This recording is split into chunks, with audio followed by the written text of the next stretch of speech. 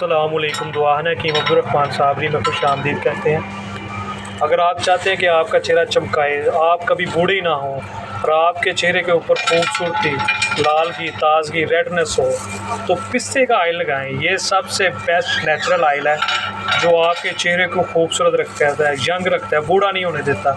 छाइए अगर चेहरे पे आपके, या आपके चेहरे पे फुल आप चाहते हैं कि आपका चेहरा चमक से चौदहवीं का जैसे चाँद होता है, तो उसके लिए पिस्ते का ऑयल सबसे बेस्ट ऑयल है। और ये एक ऐसी ज़बरदस्त चीज़ है। ये देखें, नेचुरल ऑयल है।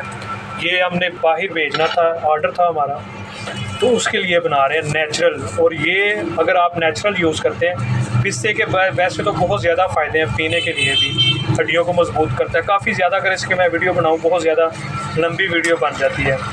और अगर आप इसको चेहरे के लिए यूज़ करना चाहते हैं, अगर आप सीरम लगा के थक चुके हैं, केमिकल से पाक नेचुरल और VIP